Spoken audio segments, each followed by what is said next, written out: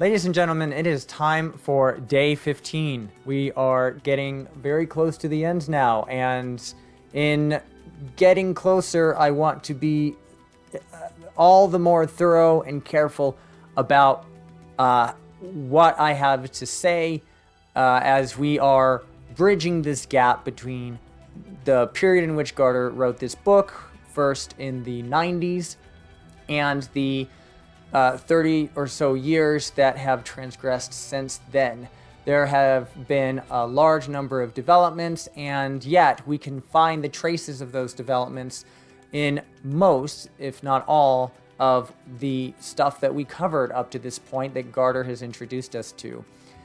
However, in order to do this well, I'm going to have to introduce at least one other major thinker that Gaarder quite simply passes over as if not that important, and ultimately may be the most important philosopher that we speak about in the time period that he is. So we will start things off by relating the issue of existentialism as it relates specifically to Martin Heidegger. And we will see how Sartre gets his philosophy, as does Simone de Beauvoir, from the way that Heidegger treats the existentialist problem. We'll then move on to talk a little bit about feminism, both in its origins and as it is with us today, which I think Gaarder actually underestimates the power of. Finally, we're going to look at some of today's philosophers, both women and men, and see that there is quite a diversity of thinkers out there and movements, and talking about some of those specific problems that we are looking at from today's lens, from today's perspective, will also be an important thing to do. So let's get started. The first thing I want to do is point out what Sartre was himself pointing out, and Gaarder mentioned as well. It's this idea of the cafe. Philosophy, more than anything in the past, has typically been a dialogue. Of course, there have always been specific philosophers who have gone reclusive and maybe secluded themselves, Heidegger being no less such a person, and write philosophy and do philosophy on their own, but they always started with conversations, and they always, go back all the way to Socrates, and how he would walk the agora and talk to people, whomever they were, about philosophy, asking questions, myotically drawing out answers from them. And all the major thinkers we've talked about and will continue to talk about have at some point or other had these very significant, important dialogues with other thinkers. So while sometimes it would appear that these philosophies are made in a vacuum, it's important to recall that they're not, that they in fact have required influences from others, from between philosophers to each other, and even people outside of philosophy as a discipline, if we want to call it a discipline as such. So if this is a somewhat nice, quaint depiction of the cafe atmosphere, Conversation at the Cafe by Boldini, then we fast forward to what cafes generally look like today, if you go to one. Now, I'm being a little crass here. Of course, you'll still find plenty of conversations in cafes, but note for a second how frequently, indeed, you will find people doing this, sitting and working. Usually they're studying. I see fewer and fewer books these days, actually, and more computers and laptops, texting each other, but often not having conversations. And perhaps that's not a sign of anything in particular, other than the fact that we are an overworked culture. I know in particular America certainly is. The United States has a bad tendency to over-prioritize work over other forms of living, and maybe necessarily so in many circumstances. Nonetheless, we can put ourselves back in Sophie's situation when she's sitting in that cafe asking those questions. What are people talking about? Is it even anything worth paying attention to? What are people just chattering about their own lives? Are they conversing over just minor political squabbles that are going on and so forth? And perhaps even when we do find conversation today, nothing has changed on that front. But it does seem that our own seclusion as individuals seems to have become more and more emphasized over time, almost thematically speaking, as a sign of our times, how far we've gone down the individualist path. And I'll say more on that later when we talk about problems in philosophy. But on that note, let's talk about the man himself, who maybe put some attention on that scene of the Café Sartre. And then we have, along with him, Simone de Beauvoir at the 6th anniversary of the founding of the Communist Party in China in 1955. Sartre, as Gaarder mentioned, had some affinity for Marxism, and even some hands dealt within the Communist Party to some extent in France. However, this was apparently something that Sartre really struggled with. He, on the one hand, really in this existentialist philosophy, believes that the individual ought to be prioritized in recognizing meaningfulness, what is meaningful, while the individual has to not just decide, but actually create that for him or herself. And on the other hand, communism emphasizes this group mentality, this how do we commune and work as one despite being many. And this tension doesn't seem to, it seems to have conflicted him throughout most of his work. However, to really understand Sartre and to understand Beauvoir, who we'll say more about in a second as well, we have to go back to Heidegger. Now, again, Gaarder pretty much bypasses Heidegger, as if Heidegger maybe contributed to existentialism and then really Sartre is the one who brought it to a head. It may be true, of course, that Sartre he's certainly more popular, and he, for that reason, probably brought existentialism more into the public view, and under the public eye, it got its foothold. But nonetheless, if we don't go back to Heidegger, we're going to miss something really extraordinarily interesting about both existentialism and a branch of philosophy that, among all the ones that Gaarder listed in his book, he did not choose to include, which is just short of atrocious to me in that one respect. An extremely important branch of philosophy that we call phenomenology, which has different connotations today depending on what discipline you go into, but in philosophy, where it originated, means something fairly specific.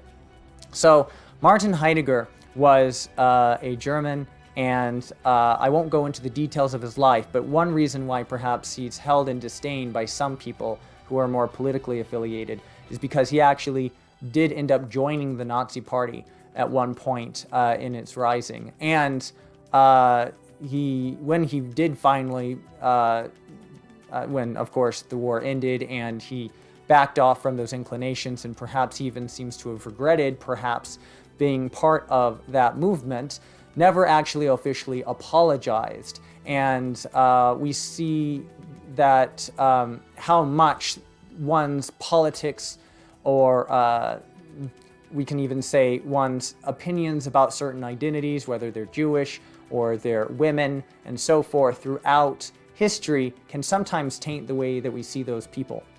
Understandably so, and needs to be, of course, held alongside all the other important pieces of information that follow. What Heidegger, though, may have contributed, it may end up making him, it certainly has in some people's eyes, it has for me as well at this time, made him possibly the most important, prominent thinker of 20th century philosophy. That philosophy really wouldn't be the same without Martin Heidegger. And it has to do with phenomenology, as I said. So if you recall, back when we were talking about, back all the way in modern philosophy, when we were talking about Kant and we were talking about the problem of the real behind the appearances and so forth, we talked briefly about phenomenology, specifically Edmund Husserl, and the idea that there would be a reality behind those things for him was not altogether that important. ultimately he felt that the problem with science and the empirical was that it attempted to undermine it based everything on the idea that bundle of qualities wise, again from Hume, that we can understand the world solely through properties and features, but because that's all in a sense we have direct access to, or that's all we can really explicitly write data about. But for Husserl, this wasn't enough, that this didn't explain anything about consciousness, it didn't explain anything about the world that we typically actually live in. So what if instead we were to come up with a different science? Today we actually recognize some of this as cognitive science, but back in the day such a thing didn't even exist yet. So this isn't to be confused with neurology, it's not to be confused with some other empirical science, but rather a science of the study of one's experience and consciousness with phenomena. So what he would do is he would bracket off making any claims about real entities and this and that, and just say, look, when I experience black, for instance, the color black, there is a fundamental distinction in my experience between the black of, say, and I'm talking from a modern perspective, but let's say the black of the sports car driving by versus the black of the cat. One of those maybe interests me as it drives by. I notice the sheen and I find myself drawn in some way to the sleekness of this technical design, this sophisticated machine, as it were. And then the other is an animal who indicates to me, well, for me personally, it's something warm and fuzzy and maybe even endearing and cute. For others, a black cat might actually be significant of something ominous and dangerous, even if you believe in certain superstitions and such. Now, this isn't due to the blackness inherently. It's due to what the blackness is of. It is the blackness of the cat and the blackness of the sports car. And so even if I took out my electromagnetic wavelength reader and got similar wavelength patterns or readouts, I would not, according to Husserl, have any deeper indication of what the black actually was in the context of my experience. Those are not the same black, ultimately, regardless of what sort of empirical data we may care to say about them. Now, this might just start to sound idealistic, and indeed, Husserl ended up going down the idealist path by a fair stride. However, if we look at his most famous and most important student, Martin Heidegger, we realize that phenomenology could be turned into a tool for something much grander, much more interesting in a way. Already it was fascinating to begin with, but now we also have something to add to this, which is an element of imperceived realism before. That, again, this distinction between idealism and realism being one of those fundamental themes we will never get away from, no matter how far we go down the path of philosophy, apparently. So Heidegger wishes to show us that while indeed there is what he calls the ontical, and I'm going to oversimplify this on purpose, but what he calls the ontical relations, where we can look at individual particulars and then we can try and generalize over those through theory work. So cats have 4 legs and they've descended from such and such ancestor, and they all have these kinds of teeth, or they are all carnivorous, and etc. We generalize in this theory work in order to try and understand the world at large better. But these are ontical relations, he says. And to approach what he calls an ontology, which we have talked about as a metaphysics, and we have sort of put off for a while now due to Kant in recognizing that metaphysics is perhaps in a way impossible as a science. Well, for Heidegger, there's no reason to make it a science. He feels that, if anything, science is the ontical. Science is limited in its inability to go past the generalizing in a way that almost, it doesn't make it false, but it certainly doesn't get at the real things, while ontology is possible only by means of phenomenology, by the phenomenological method. And so what we have to do then is we simply have to examine our experiences phenomenologically to recognize that indeed, in a way very similar to what Kant was saying, there has to be something responsible for the experiences and phenomena we perceive. And at the heart of it for him was being, which is not to be confused with Hegel and when we were talking about being versus nothing, but in a way is along the same lines. When Plato speaks of being versus becoming, and in a Parmenidean fashion believes that being is more essentially valuable than becoming, well, we're still following that long train of thought. We come up to Heidegger, and Heidegger finds that being has everything to do with existence. And here we see perhaps the inklings of that strain of existentialism. In fact, this is where existentialism was going to really take off for those like Sartre who popularized it. Existentialism takes this problem, this problem that we call the existence versus essence problem, and it says that essence, or the nature of something, is founded upon or based on the existence of something. See, up to this point, we may have otherwise been thinking that when I find a book or I have an experience with something, that will have an essence that then happens to exist in the world in this particular form. But when we instead say existence is first principle, then that means that we can actually talk about each of these things, the book, the cat, the sports car, all the things of my experience, physical and non-physical. In some cases, we can talk about these things as having an existence without having an essential nature. In fact, the very word nature, coming from Greek, natura being the Latin derivative from physis, which I know I'm mispronouncing, but in physis of Greek, is just another way of having talked about the essential qualities or the essences of not just nature or natural phenomenon, but all things. Fast forward to the modern day, and we use nature in a very specific sense. We usually juxtapose it to humanity or artificial or whatever have you, but we also use it in this other way that's more common. The nature of something. What is the nature of the human being? What is the nature of a pencil? What is the nature of my computer screen? This version of nature is essence. It's just another way of talking about essence. And for Heidegger and later existentialists, we have to understand this essence as being subordinate in some sense to existence. Things exist independently and individualistically from one another. And essence then is not granted in the sense that it is not fixed for any particular bracket of people or individuals or objects or anything you can really imagine. Now I hope this will clarify a little bit what people like Sartre and Beauvoir are so fascinated with in this conversation. We can finally understand that Sartre is wanting to take the individual and again say, meaning it's not a problem of no meaning, which is kind of the direction Heidegger was going. Ultimately, maybe there's a meaninglessness. We have to wonder if he wasn't to some extent nihilistic in this way. But putting that to the side, Sartre is saying, no, it's not nihilism. It's not Nietzsche's nihilism. We said Nietzsche influenced existentialism.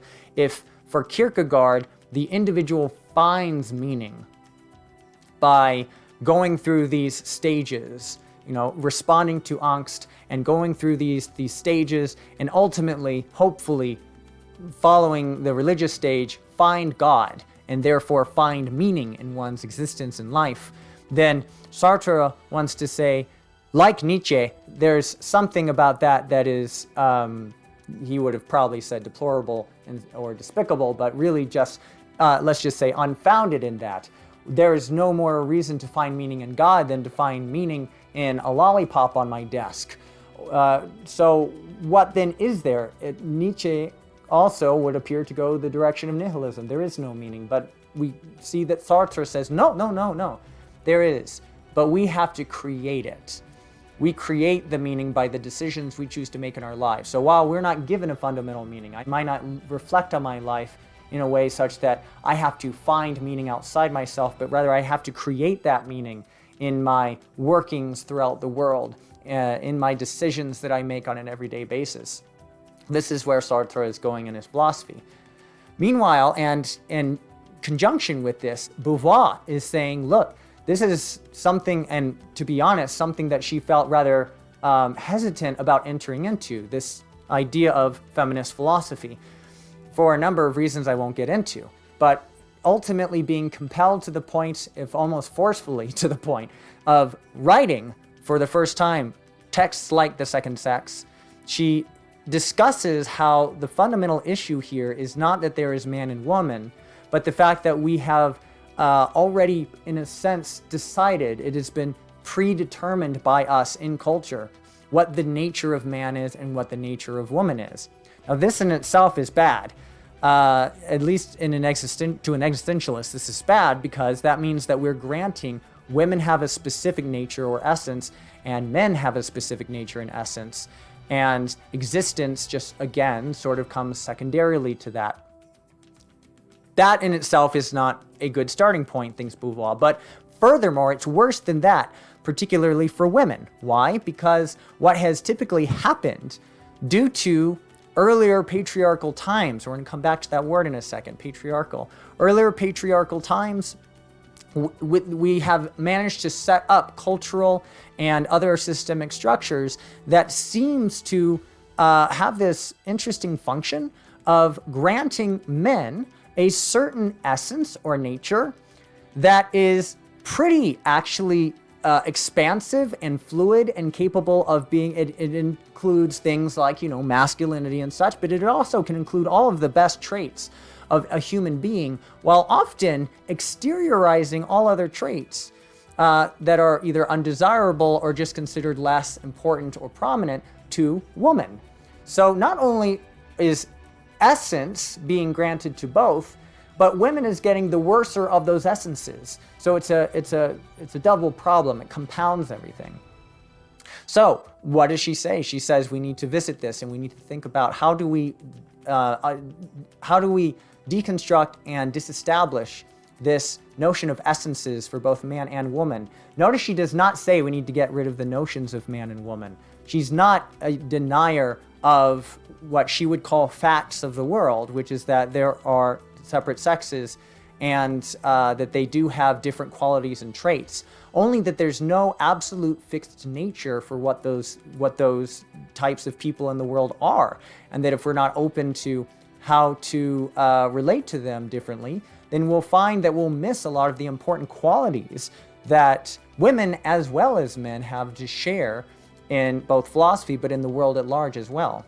Now, just before we delve any further into feminism, because there is more to say there, I want to touch on just two other people who also I would be remiss not to speak of. First, in existentialism, perhaps most recently, the most popular existentialist has been Albert Camus, and possibly the best first reading I can imagine advocating for, and at least it's been the one that I always recall best, and I have, for that reason, a favoritism for it, is the myth of Sisyphus, where he essentially goes to say that this meaninglessness that we are likely to experience can nonetheless, it doesn't have to result in us not taking satisfaction from our work. Sisyphus being the Greek who was punished by having to push a rock up a mountain, and every time he gets to the top, the rock would cascade down the other side, and then he would have to go and push that rock, this massive boulder, back up the mountain over and over again for eternity. This is his work. This is the rest of his existence, which is eternity. And this is, of course, a punishing tale, but part of the element that Camus would want to point out is that, but Sisyphus works, and he is still nonetheless capable of finding some form of satisfaction in what he does, even if it is ultimately seemingly meaningless to push a boulder up to the top of a mountain only for it to cascade.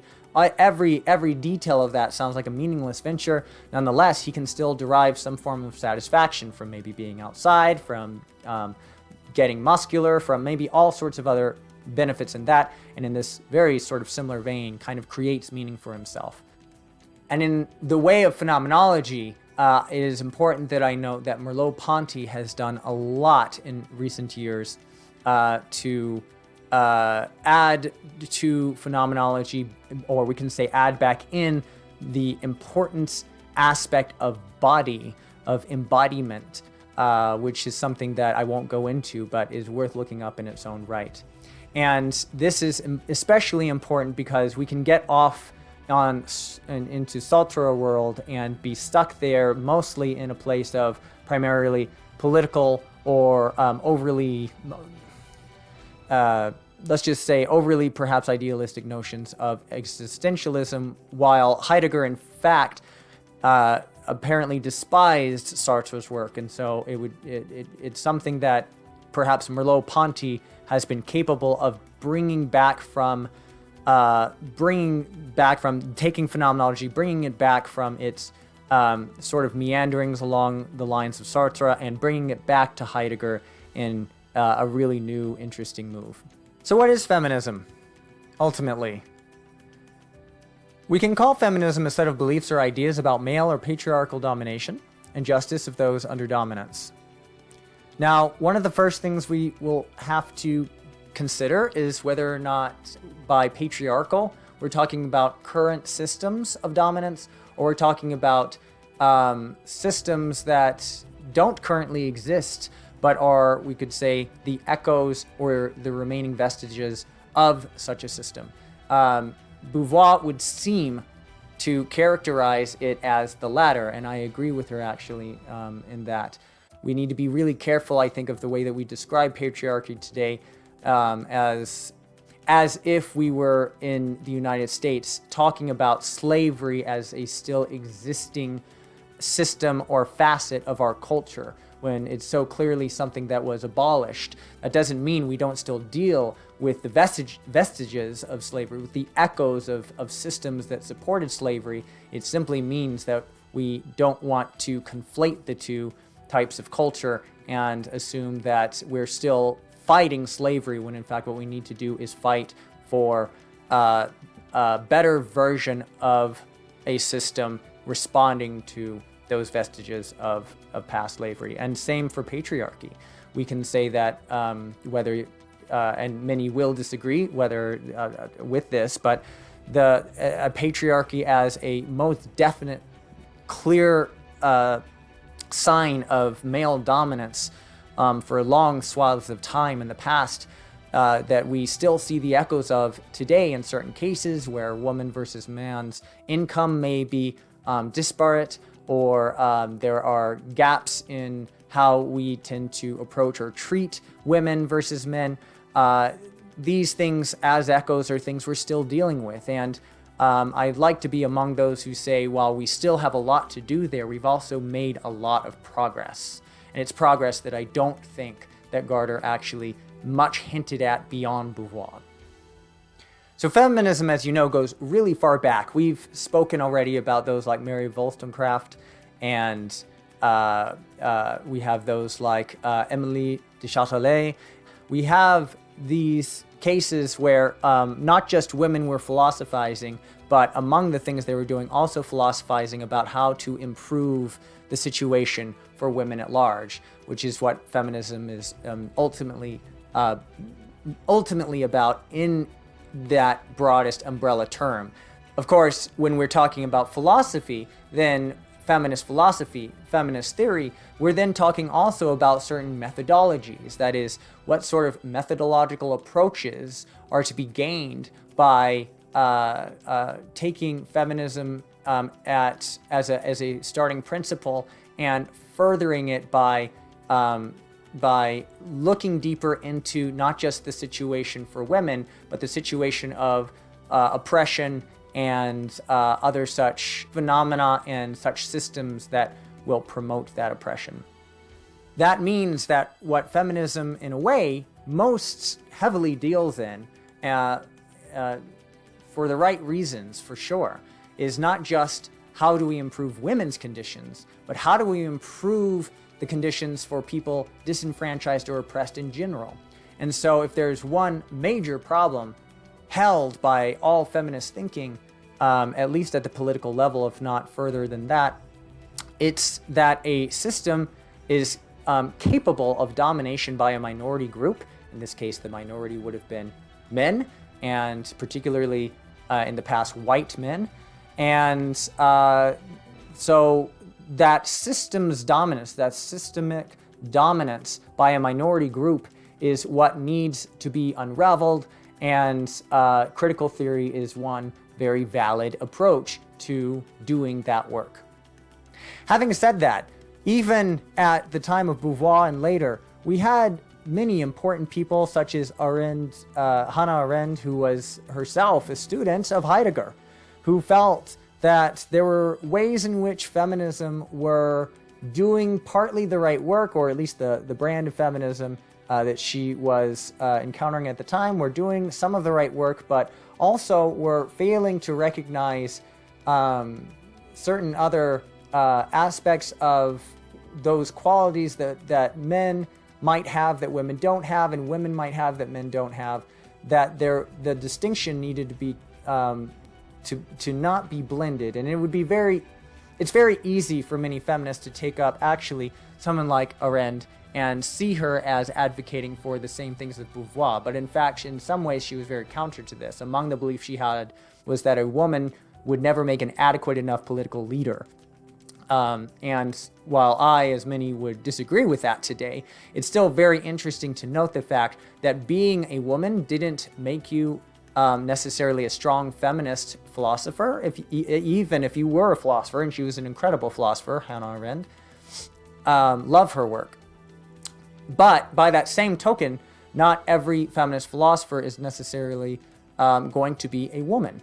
In fact, if you remember John Stuart Mill, importantly, he was a major advocate for human rights in general, and he too felt that women's rights were overdue to be observed and promoted. Now, he could only do perhaps so much during his time, but nonetheless, it's important that we gain some perspective on the fact that a singling out of any minority can itself be a potential problem, not just in terms of dominance, but in terms of minimizing or we could say confining the diversity of potential thought there, which I'll also say more about later, the diversity of thought into pretty uniform and homogeneous ways of thinking.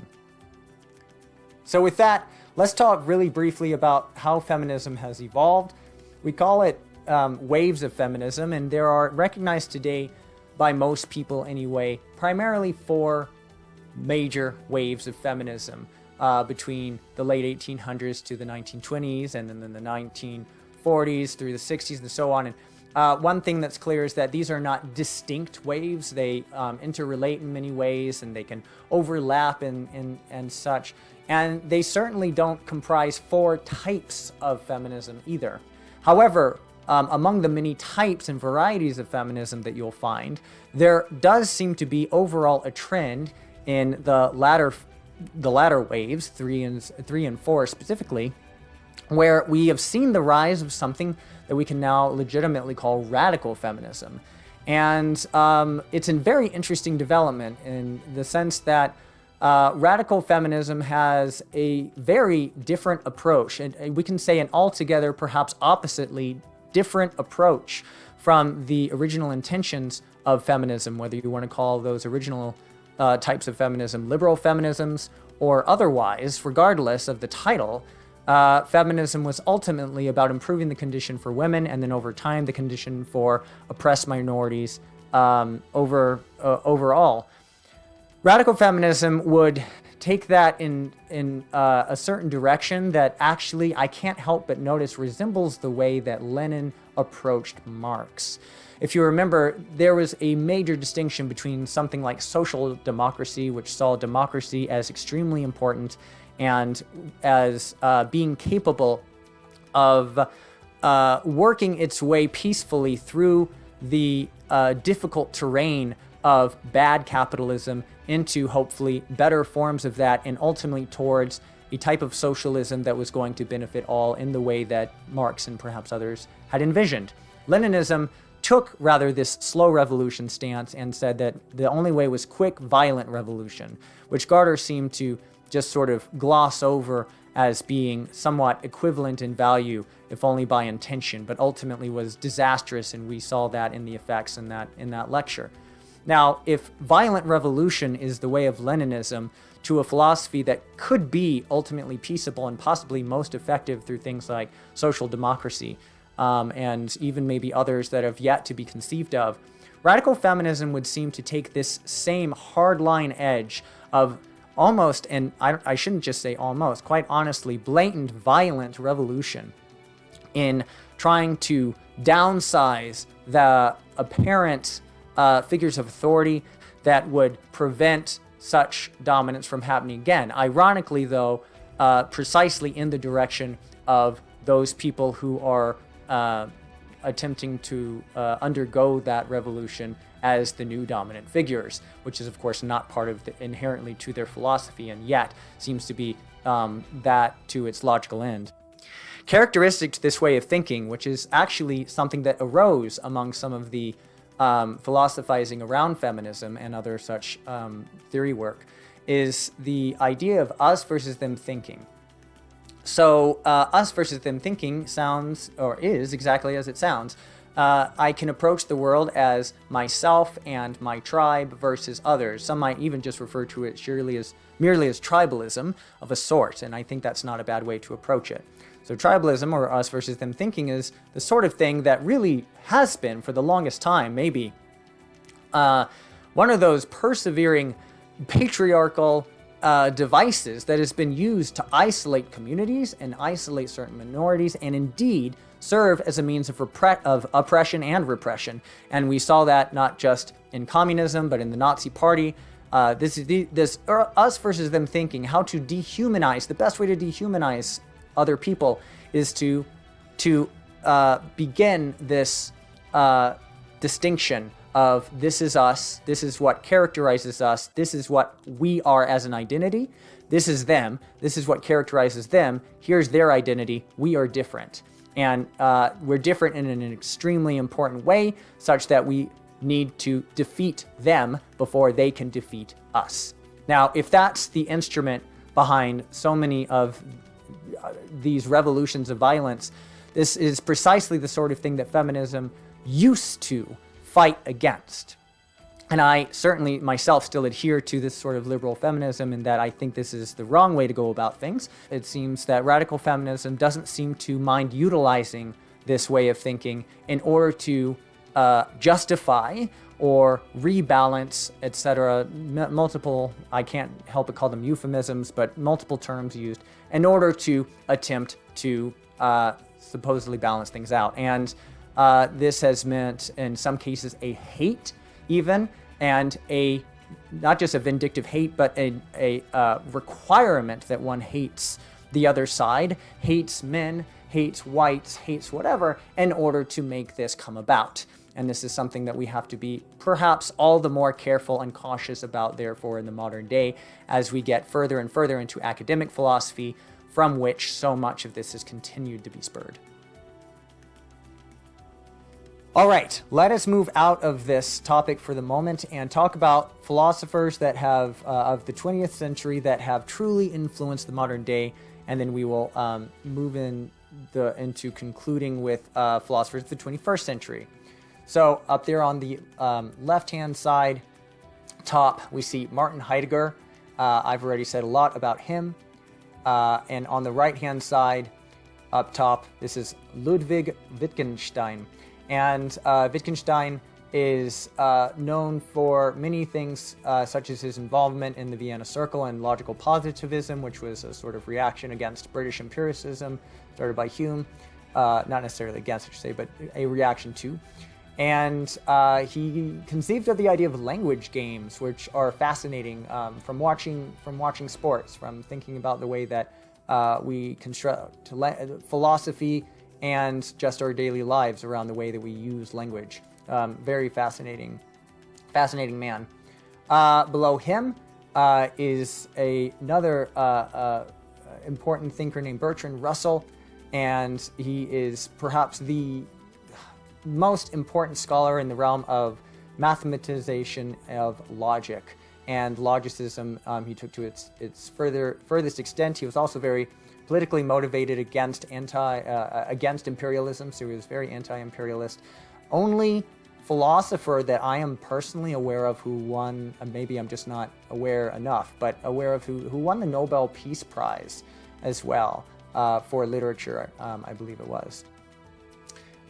Russell is a wonderfully articulate and easy read as well, in many cases, certainly more so. He's wonderful at helping one understand both philosophy itself and certainly his own views of it. And then to the left of that is one among many that we might label a sort of postmodernist, or at least the father of postmodernism, and that is Michel Foucault. And Foucault is very difficult to understand in some ways, but in a sense, he is doing a lot of the work that will later influence feminist theory and other versions of postmodernism that we'll talk about after a bit.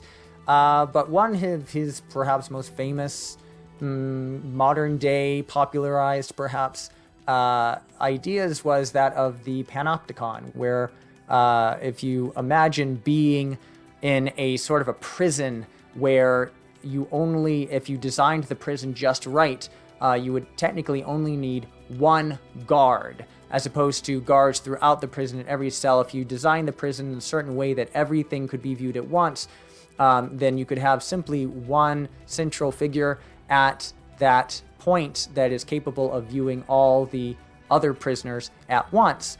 But importantly, it's also designed in such a way that the prisoners can not really see each other, nor can they actually see the guard. The guard watches the prisoners. But the prisoners do not see the guard, and do not know when they are watched, and must therefore act as if they were always watched. 3 guards each see 96 prisoners, which makes 288 prisoners total.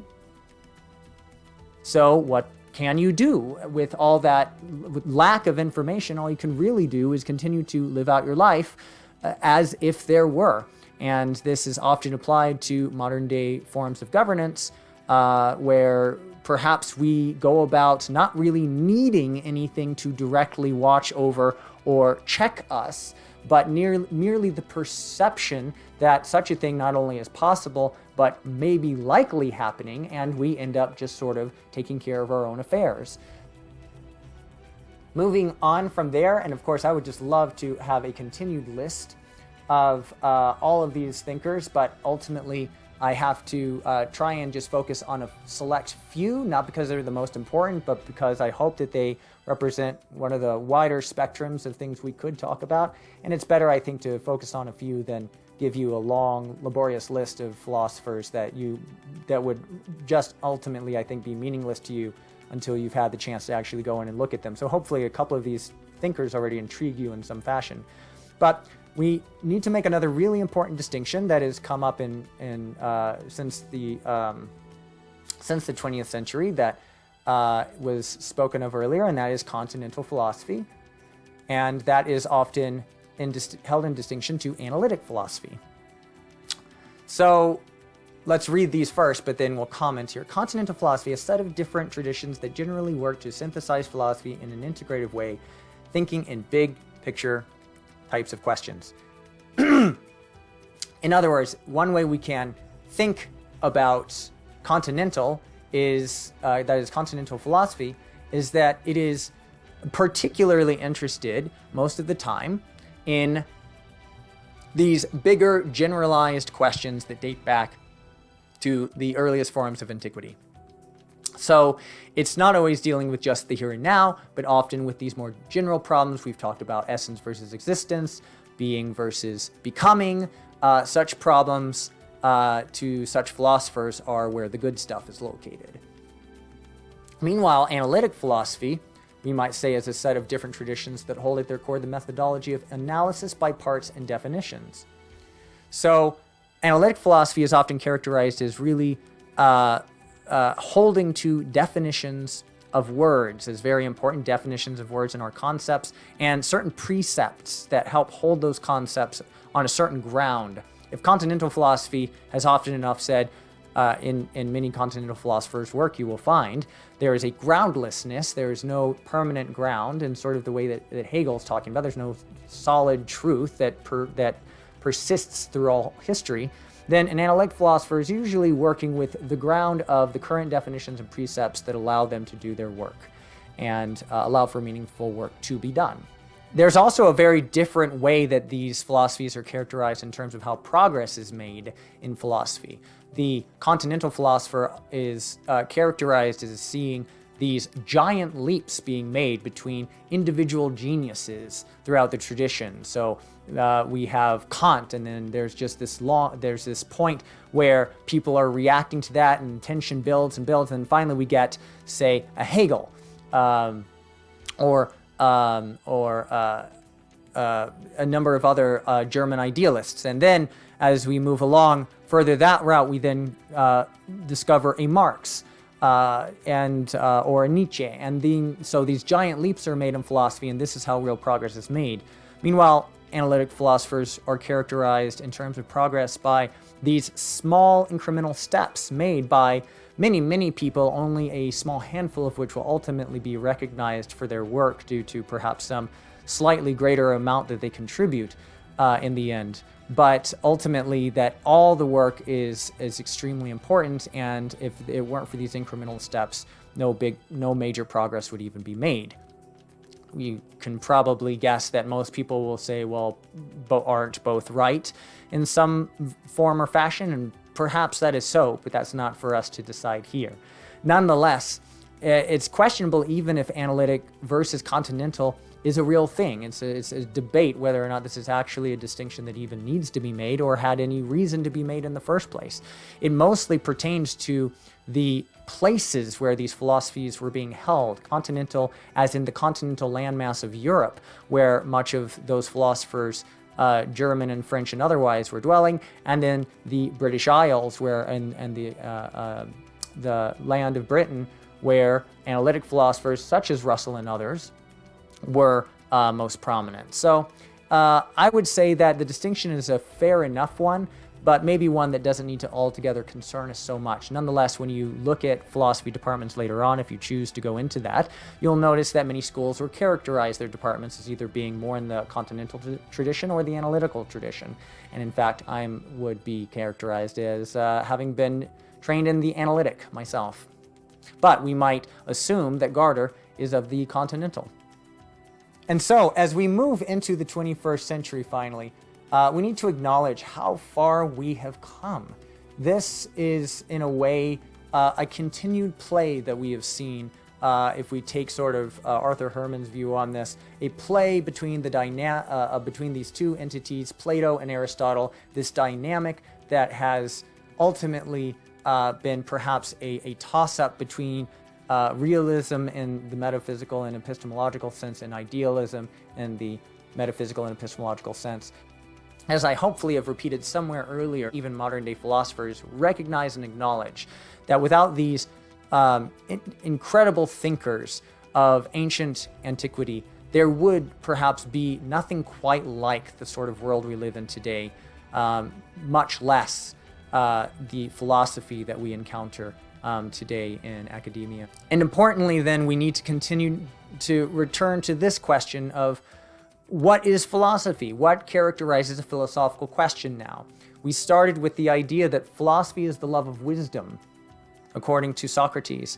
And maybe by way of things like the Meno, we might say that knowledge is not so much an element of philosophy, or at least a method of philosophy, or so much as philosophy turns its eye on knowledge and asks, how do we know? Or by what way do we know, and what is the import of that knowledge?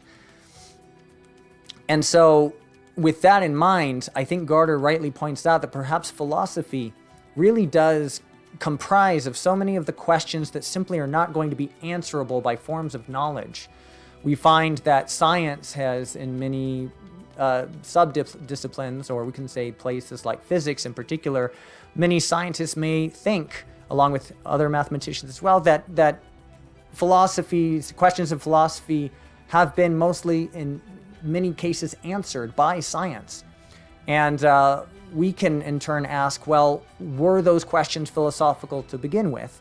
We don't actually know where everything came from. Even if we have an answer like, oh, the Big Bang is what started everything, we don't necessarily know what started that. We still have the question of, does it rely on an infinite regress?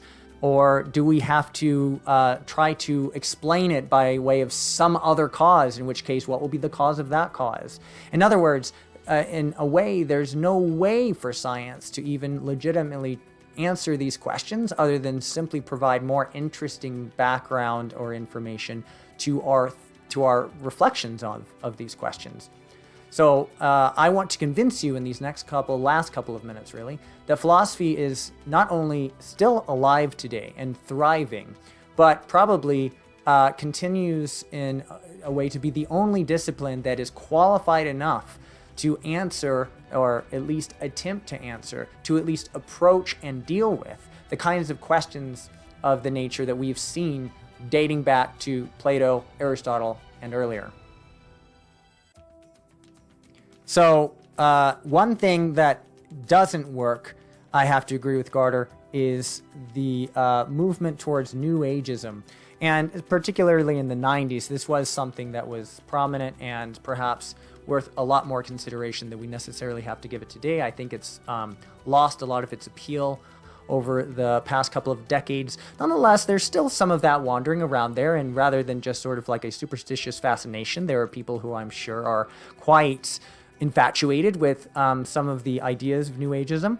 We should recognize one interesting benefit of New Ageism is that it opens people up to a sort of aesthetic, not so unlike the Romanticists, who also we could argue were a little bit too over-enthusiastic about their about sentiment and our relations to nature as the unconscious, as this, this dynamic between the unknown and all-powerful and our own meek and semi-conscious selves. While New Ageism clearly has bouts of this of a similar nuance of over dependence on irrationalism and things of that nature, simplification of old dated systems that end up taking those complex systems and by reducing them and simplifying them in some way as to make them more meaningful to an audience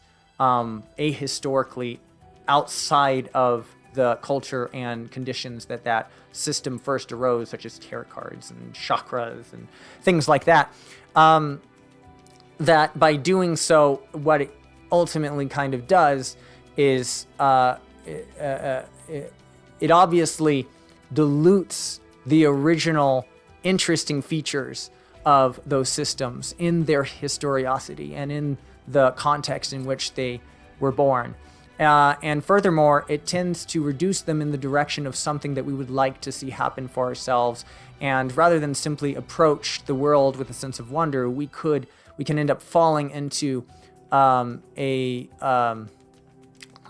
mode of being that reads too much into everything as being about us and what we wish to see of the world. And so, while in this reductionism of a different reductionism than in a way from those we've talked about before, reductionism in the sense of oversimplification and trying to force fit these ancient systems to current scientific facts that we may take to the bank, we most of the time take to the bank, and therefore recharacterize the world in this new aesthetic form.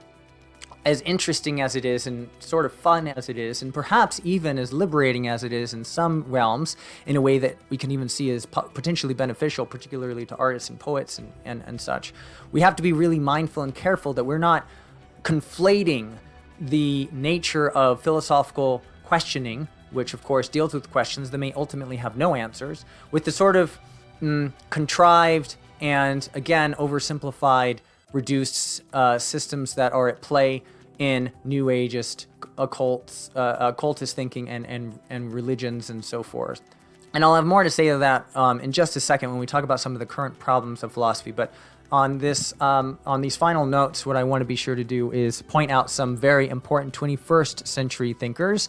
Again, such a long list, we will not know until centuries later who was worth the most weight in terms of what they've said and done, but there are some definitely important, prominent thinkers in the world today that we have to name and give a little spotlight to before moving on. And they are, of course, handpicked by me, so take it with a grain of salt, but also try and know that I have done my best to characterize as much diversity in the different streams of thought as I can, with the limitations of my own individual perspective at hand. So of the women and feminist philosophers, all of these women delve in some form of feminism, and nonetheless, that's not all that they're characterized by either, which is lovely. So one of perhaps the most renowned current political philosopher of our times in also feminist thinking is feminist theory is Martha Nussbaum. Nussbaum has always had a deep fascination with Greek and Roman culture as well. So we find in her writings a lot of touching in on these roots of ours, of our culture and so forth, in these places of antiquity, in these cultures of antiquity. It's an incredibly interesting read, and her contributions to theory of law and so forth with such ideas as what can be called a theory of capabilities of human beings. It's all very enlightening. Highly recommend a read into that. This thinker also has fascinated me in my readings before, Julia Kristeva. Unfortunately, it's not been recent enough that I can recall all her work as clearly as I once could, but Kristeva is Bulgarian French. She has a background in semiotics, which we've never actually talked about or defined before, but is an entire branch, interesting and fascinating in its own right. She, in that realm, characterizes the symbolic versus the semiotic in a way that's really different from some of the postmodern thinkers that we'll talk about in a moment. And she also has a bit of a different take on the nature of identity politics, which is possibly one of these other sort of philosophical problems or issues that we're dealing with today. More on that shortly. But she sees it as extremely important that we recognize that by utilizing this way of thinking about the group, about group structures or group dynamics, that we are likely to what she calls maybe even collective identity, that we are likely to, in asserting that over our own individual identity, are likely to result in a form of totalitarianistic thinking. So she's controversial in this respect too. Below her is Donna Haraway. I've actually never heard her name pronounced out loud. I hope I'm saying it right. She was actually quite influential to me in my schooling years. She is the leader, even today, I believe, in ecofeminism. So ecofeminism was an interesting movement that I'm no longer a part of, but was quite an advocate for back in the day. That looks at it's a sort of blend of eco-philosophy, which Gaarder mentions, and I won't go into detail again then, and feminist theory. And in particular, she blends that with this sort of avant-garde approach to science and tech studies that is also very interesting and has a whole lecture on cyborgs that's very stimulating if you ever get a chance to look into that. Finally, among others I could have chosen, I chose Gayatri Spivak. And I knew her first because I was I was fairly avid in following someone named Jacques Derrida, a postmodern, post-structuralist thinker who wrote a book called Of Grammatology, which was very interesting, influential in many respects, and she's the one who translated it. But she herself also has been an incredibly influential leader and thinker in the realm of post-colonial intellectual history. So she no longer associates, apparently, with post-colonialism outright for a number of reasons that I'm not clear about. But she has a very interesting perspective, and I think is, for those interested in understanding more about post-colonialism, probably a very good, neutral, interesting resource to tap into. And now a few others that are of particular influence to me as well. On the upper left, we have Cornel West, who is representing sort of our analytic philosopher in this group here. He is a very radical thinker in many respects, but one of his biggest motivations of late seems to be a sort of attack or bringing to public awareness the disadvantages and disingenuous nature of what is called neoliberalism. You can look those up if you wish to understand more about that. To the right of him is Grant Harmon, probably in recent years my biggest influence. His philosophy is best known as object-oriented ontology, which is kind of picking up on a lot of the themes that we saw throughout this course from me specifically in trying to comprehend a metaphysics that really does deal with the things in our world that include us and other things, and seeing really subjects, divisions like subject and objects is really just another nuanced version of objects versus objects, where human beings have no special privilege in some sort of hierarchy of metaphysical, that is ontology itself, or ontological being. We can see below him possibly the most popular philosopher of today, Slavoj Žižek, who I mentioned earlier before, and hopefully you recall he's related much of the time in psychoanalytic theory.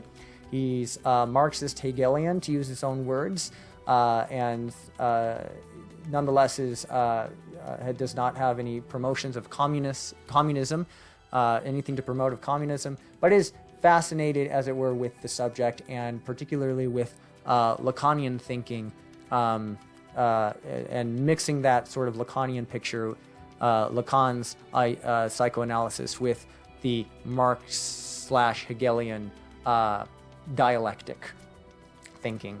And then finally, in my years in school, Daniel Dennett, who represents, oh, by the way, Slavoj Žižek represents continentalism. That was the closest I chose to get in trying to acknowledge that distinction. And Dennett is what we might call an absolute materialist. He's also among the universal Darwinists that we talked about in the Darwin lecture.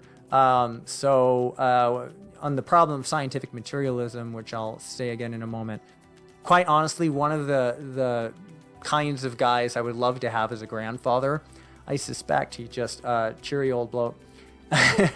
And while I disagree with a lot of his philosophy, I was very influenced back in the day, in particular, by his notion of heterophenomenology, which takes as a different course than phenomenology outright that we've talked about up to this point. And so what are those big problems we're dealing with today in philosophy that are still beckoning for your attention and mine? There are so many, but the ones that I have chosen to highlight in particular have to do with some of what we've been talking about up to this point. One of them is an interesting idea of hyper-individualism. This is a problem where we look at the trend over the past centuries, millennia perhaps even, with regard to the existentialists and others, where the individual is further and further promoted as requiring special attention. Now, in the case of hyper-individualism, we recognize that perhaps this has been pushed too far. And now, as we were hinting in the cafe scene portion earlier, the individual now seems to be growingly isolated and in want of collectivity. And so perhaps, when we were talking about this in the Marx lecture, perhaps, again, some of what we are ultimately reacting against in young people and academics' desire to see more Marxist theory and collective identity work put back into philosophy and reinvigorated is probably a reaction to what we might call hyper-individualism. Other interesting ones, there's a sort of a link in my mind between something we can call something that is called accelerationism, that's to me mostly postmodernist driven. Postmodern philosophy again incorporates a huge number of thinkers, including Michel Foucault, who we saw, Jacques Derrida, who I mentioned a few minutes ago, those like Gilles Deleuze, although that's debatable to some people.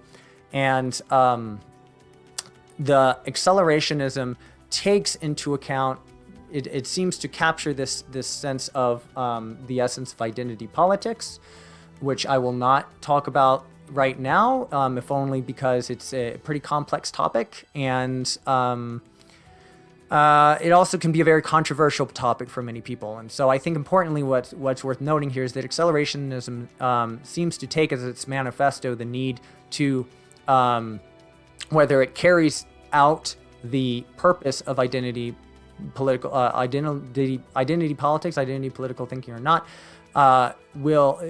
takes it at least as a stepping stone toward dismantling much of the cultural structures and systems that currently hold its current form, and that this is a way towards progress.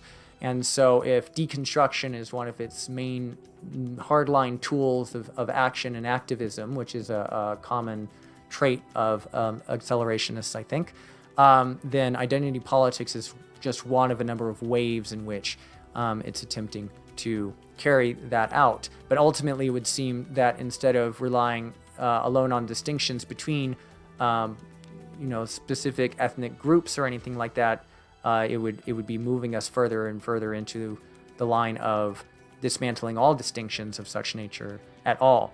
And at once, it seems to also have incurred a number of thinkers toward, in the attempt to accelerate things, dismantle, again, in often violent terms, at least pedantically violent, if not outright physically violent, dismantling people who seem to identify with some specific ethnicity or sex, as in gender and so forth. So those are interesting things going on there. Gender theory is a very quick pathway to knowing more about this particular issue if you look into that.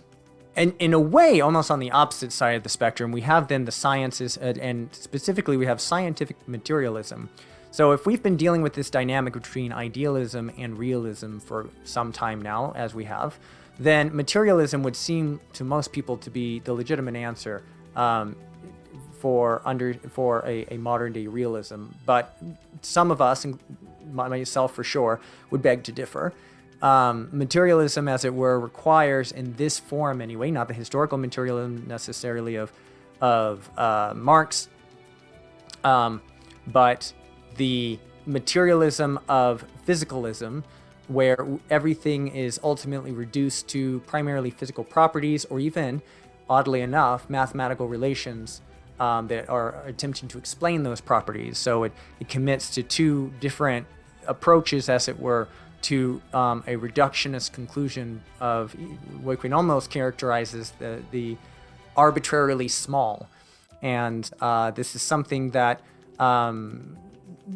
deserves some pushback, if only in order to prevent all the other unique features of our world and our experience in the world from being, as it were, eliminated or just minimized to the point of being meaningless. And instead, everything from genetics to neurological synapses and everything to stardust become the ultimate explanations for what we are. And for that reason, we can also just characterize this as coupled with something called over-reductionism. Finally, the last one is one that I've coined fairly recently, that I will call just as the biggest, most generalized term as I could think, the seduction of sophistication. I chose the word sophistication because, oddly enough, the word to sophisticate is different in many nuances from the word sophisticated. We use the word sophisticated today often to mean that something is streamlined and appealing for that reason. It also has just enough of a level of complexity to require some background knowledge, but is refined enough to also be comprehensible to those who have that knowledge. Meanwhile, to sophisticate is in a way to reduce.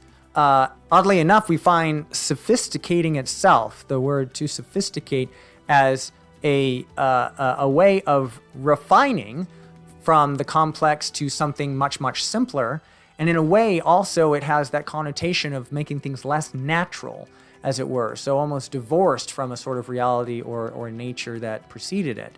And it's related, as you might guess, to the word sophistry, if you remember the sophists from way back in the day. So the seduction of sophistication, to me, is an overarching problem that explains, for me anyway, the sort of impetus for things like New Ageism and radical feminism and of such things. It's seductive because we actually often, in philosophy and as academics, as intellectuals, love sophisticated things. We love it when something that has a sufficient amount of complexity that it would seem to capture enough elements of the real world is nonetheless also simultaneously refined to a general theme or trend or motto.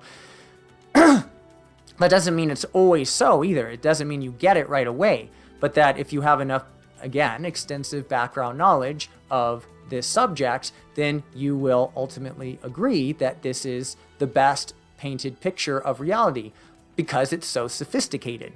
So one sophisticates, one commits a sort of violation of sophistry in a direction, though, that also is the most appealing to begin with because it lands for one as so sophisticated, and it gives way to further sophisticated contrivances of that theory. This is a problem in a way because it's probably what repels most people from philosophy altogether. The fact I've been told by more than one student in the past, especially at the beginning of the course, toward the end of the course, I like to think that they've grown more in appreciation toward philosophy, but have looked at the philosophers that we've studied and said, man, why didn't they just say things plainly? Why do things have to be so complex or complicated? There's nothing inherently good about complication or complexity. As I said, we almost seem to have, again, a sort of privileging complex around the complex. But that said, I think we have to agree that there are as complex beings, we have to try and capture some of that complexity. So we at least know why one of those criterion are there.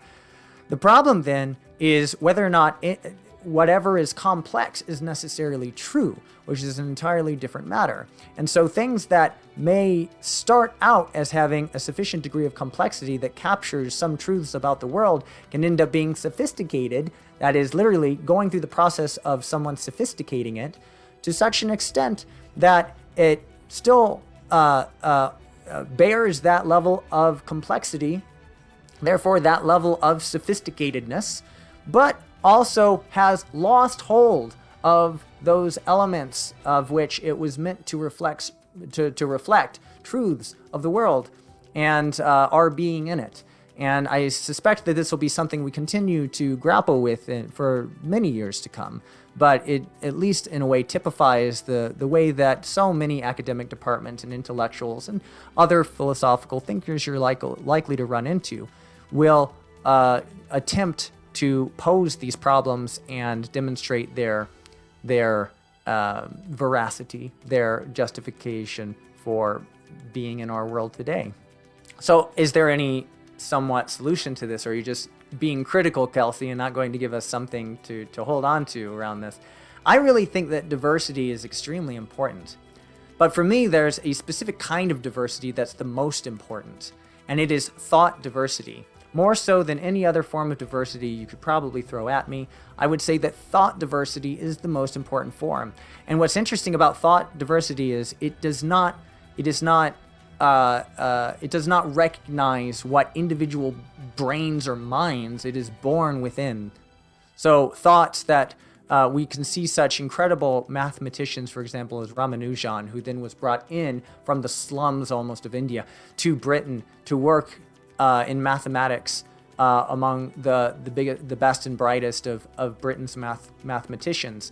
It does not matter so much what mind such thoughts are harnessed and born in, not to say that the particulars of the contexts and the features of one's being in those contexts, which may be some overt qualities of being a certain skin color or a sex and so forth, that those things don't somehow impact or influence those thoughts.